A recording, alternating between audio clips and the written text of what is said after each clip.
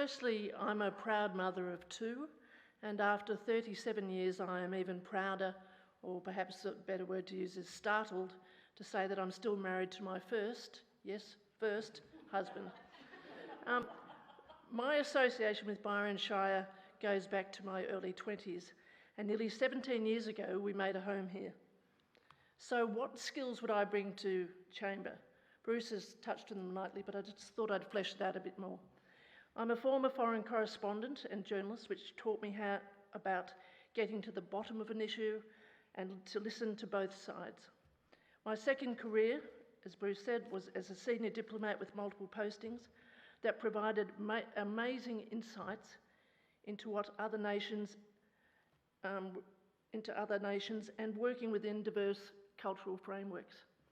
What I took away from diplomacy was a respect for the art of negotiation, as well as the ability to advocate at a very high level.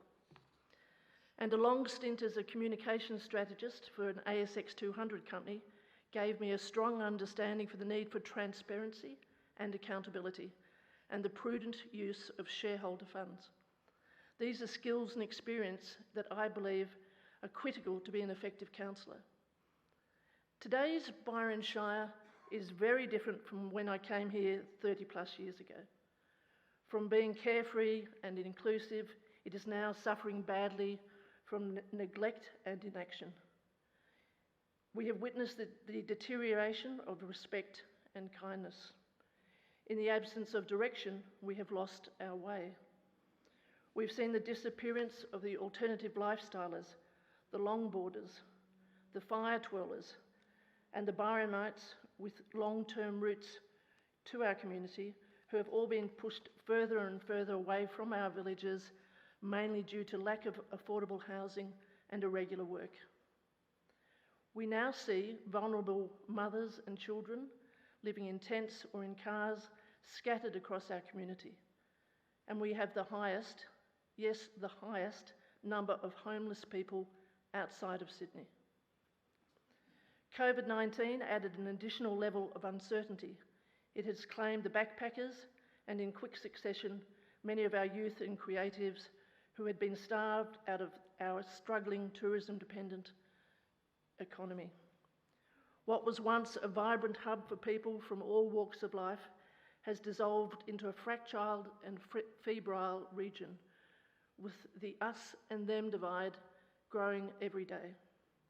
Our sense of community has disappeared, along with our laid-back lifestyle, and caring and respect for our diverse fellow travellers living and visiting our Shire.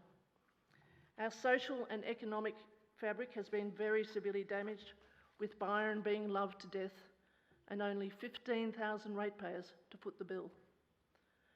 Bruce and I intend to combine our vast and unparalleled experience with governments to navigate through the bureaucracies and the corridors of power to achieve the external funding that our Shire so desperately deserves.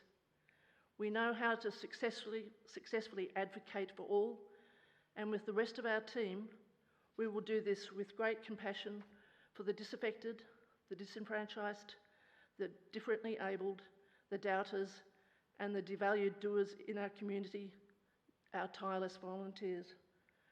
But what gives me hope is that the spirit of Byron Shire is resilient. People come here from all over the world because they're attracted not only by the environment, but also by our spirit, as well as our ethos that we will look after the less fortunate to make sure that no one is left behind. In my opinion, Bruce is the best equipped person to lead our community. He's able to fully tap into our spirit of resilience, to restore, reinvigorate, and reunite our Shire. Bruce will help rebuild our spirit and ensure that we return to coexisting in a harmonious manner. I would now like to commend to you my fellow council candidates, Janine and Gary. These two firecrackers are on the ground. They will fight tooth and nail to help ensure that all challenges, big and small, are met. Together with our community and guided by Bruce's leadership, we intend to rebuild our Shire's spirit and restore kindness, home by home, person by person, to ensure that human decency and respect for our environment prevail. Thank you for coming tonight, and thank you for your precious time.